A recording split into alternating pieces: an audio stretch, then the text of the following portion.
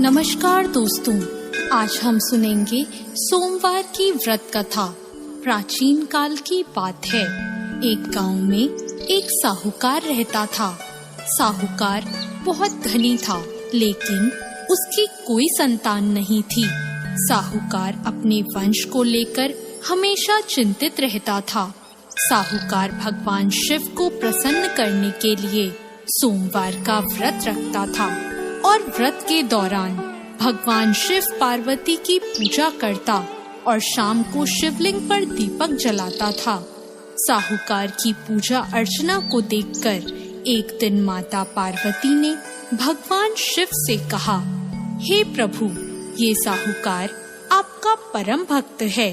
प्रति सोमवार को विधि विधान से आपकी पूजा करता है।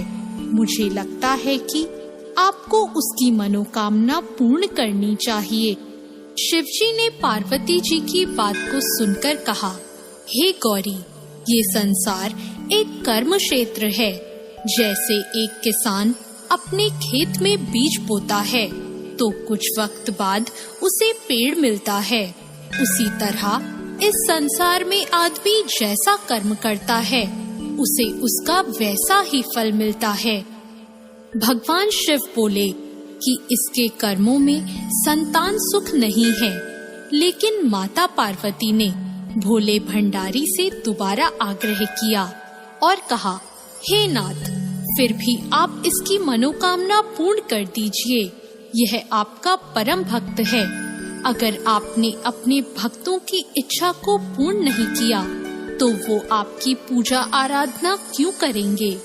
माता पार्वती के इतना आग्रह करने पर भगवान शिव ने कहा, यह साहूकार बहुत धनवान है और इसके कोई पुत्र नहीं है, इसलिए ये सदैव चिंतित रहता है। लेकिन इसके भाग्य में संतान योग भी नहीं है। लेकिन तुम्हारे आग्रह करने पर मैं इसे पुत्र प्राप्ति का वरदान दे देता हूँ। लेकिन इसका जो पुत्र होगा वो केवल 12 सालों तक ही जीवित रहेगा। फिर एक रात्रि शिवजी ने साहूकार को स्वप्न में दर्शन दिए और कहा कि उसको जल्द ही पुत्र रत्न की प्राप्ति होगी, लेकिन उसका पुत्र दीर्घ आयु नहीं रहेगा, बल्कि केवल 12 वर्ष तक ही जीवित रह पाएगा। यह बात सुनकर साहूकार ना तो प्रसन्न हुआ और ना ज्यादा दुखी हुआ। साहूकार ने इस बात को सुनकर भी पूजा अर्चना जारी रखी और कुछ दिनों बाद साहूकार की पत्नी गर्भवती हो गई और उसने एक सुंदर बालक को जन्म दिया। बालक के जन्म से घर पर हर्षो उल्लास का माहौल था, लेकिन साहूकार खुश नहीं था, क्योंकि उसको पता था कि उसके बालक का यह जीवन केवल 12 वर्ष तक का ही है और उसने किसी को भी यह बात नहीं बताई थी। जब साहूकार का बालक 11 वर्ष का हुआ तो साहूकार की पत्नी ने कहा कि अब इसका विवाह कर देना चाहिए, लेकिन साहूकार ने मना कर दिया और उसे शिक्षा के लिए काशी भेज दिया। साहूकार ने बालक के मामा को बुलाया और पैसे देकर उन्हें बालक के साथ काशी जाने का आदेश दिया। फिर साहूकार ने मामा भांजे से कहा कि वह काशी जाते समय रास्ते में यज्ञ करते हुए और ब्राह्मणों को भोजन कराते हुए ही जाए। दोनों मामा भांजों ने ऐसा ही किया।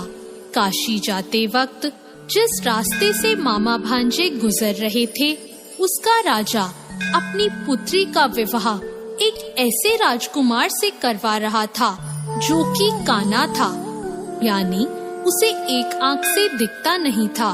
दूल्हे का पिता इस बात से चिंतित था कि अगर दुल्हन पक्ष को यह पता चल गया कि दूल्हा काना है तो राजकुमारी विवाह के लिए मना कर देगी। इसलिए उसने जब साहूकार के पुत्र को देखा तो उसने सोचा कि मैं अपने बालक के स्थान पर तोरण के वक्त इस बालक को बिठा दूंगा और दुल्हन के पक्ष वालों को पता भी नहीं चलेगा। दूल्हे के पिता ने साहूकार के पुत्र को इस बात के लिए राजी किया। इस तरह साहूकार के उस लड़के ने दूल्हे के कपड़े पहने और घोड़ी पर चढ़कर तोरण की रस्म पूरी की। तोरण के बाद फेरों की जब बारी आई तो दूल्हे के पिता ने साहूकार के पुत्र से अनुरोध किया कि वह दुल्हन के साथ फेरे ले और जब विवाह संपन्न हो जाए तो यह बात किसी को ना बताए।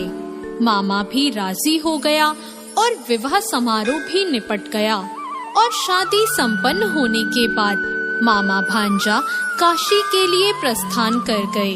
परंतु साहूकार के पुत्र ने दुल्हन के कपड़ों पर लिख दिया कि तुम्हारी शादी मुझसे हुई है, लेकिन जिसके साथ तुम जाओगी वह एक आंख वाला आदमी है और मैं काशी में शिक्षा ग्रहण करने जा रहा हूँ। जब राजकुमारी ने यह बात पढ़ी तो उसने राजकुमार के साथ जाने से इनकार कर दिया और अपने पिता से कहा, यह मेरा पति नहीं है, मेरा पति शिक्षा ग्रहण करने काशी गया है। जब सब जगह यह बात फैल गई तो मजबूरी में दूल्हे के पिता को सारी बात बतानी पड़ी और दुल्हन के पिता ने भी अपनी बेटी को भेजने से इनकार कर दिया। इधर मामा भांजे दोनों काशी पहुंच गए और बालक शिक्षा ग्रहण करने लगा और मामा ने यज्ञ कराना भी शुरू कर दिया। जब साहूकार का पुत्र 12 साल का हो गया तो एक दिन वो अपने मामा से बोला कि उसकी तबीयत ठीक नहीं है और वह सोने अंदर जा रहा है। साहूकार का पुत्र अंदर सोने गया और उसकी मृत्यु हो गई। कुछ देर बाद जब मामा अंदर पहुँचे, उन्होंने जब अपने भांजे को मरे हुए देखा तो वो बहुत दुखी हुए, परंतु वह रो नहीं सकते थे वरना उनका यज्ञ अधूरा रह जाता। इसलिए मामा ने वापस जाकर यज्ञ पूरा किया और ब्राह्मणों का भोजन कराने के बाद मामा अपने मृत भांजे को देखकर रोने लगे। उसी वक्त उसी मार्ग से शिव पार्वती गुजर रहे थे। माता पार्वती ने किसी के रोने की आवाज सुनी तो उन्होंने शिवजी से कहा, हे प्रभु, कोई मनुष्य रो रहा है, चलो उसके दुखों को दूर कर देते हैं। शिव पार्वती मामा के पास गए और उन्होंने जब मृत बालक को देखा तो हैरान हो गए, क्योंकि वह भगवान शिव के आशीर्वाद से जन्मा साहूकार का पुत्र था। माता पार्वती ने कहा, हे नाथ, यह तो साहूकार का पुत्र है जिसको आपने केवल 12 वर्ष तक का जीवन दिया था। पार्वती जी ने मृत बालक को देखा तो उन्हें दया आ गई और उन्होंने शिवजी से कहा, प्रभु, आप इस बालक को जीवन दान दे दीजिए, वरना इसके माता पिता जीते जी मर जाएंगे। माता पार्वती के आग्रह करने पर शिवजी ने उनकी बात मान ली और उसे जीवन दान दे दिया। साहूकार का पुत्र जीवित हो गया और मामा भांजे अपने घर की ओर प्रस्थान के लिए चल दिए। रास्ते में साहूकार का पुत्र उसी शहर से गुजरा जहां उसका विवाह हुआ था। दुल्हन के पिता ने बालक को पहचान लिया और मामा भांजों को लेकर अपने महल आ गए। दुल्हन के पिता ने एक समारोह किया और अपनी पुत्री को साहूकार के साथ भेज दिया। जब साहूकार का बालक अपने घर पहुंचा तो उसके माता पिता छत पर बैठे थे और सोच रहे थे कि अगर उनका पुत्र सही सलामत वापस नहीं लौटा तो वे दोनों भी इसी छत से कूदकर अपनी जान दे देंगे। पर उसी समय उसके मामा वहां आ गए और उन्होंने बताया कि उनका पुत्र जीवित है और विवाह करके वापस लौटा है। साहूकार ने अपने बालक को जीवित देखा तो खुशी से उसका स्वागत किया और साहूकार का पूरा परिवार खुशी खुशी अपना जीवन बिताने लगा। जैसे भोलेनाथ ने इस परिवार पर कृपा करी, ऐसी कृपा सब पर करना। तो दोस्तों, कैसी लगी आपको आज की ये कथा?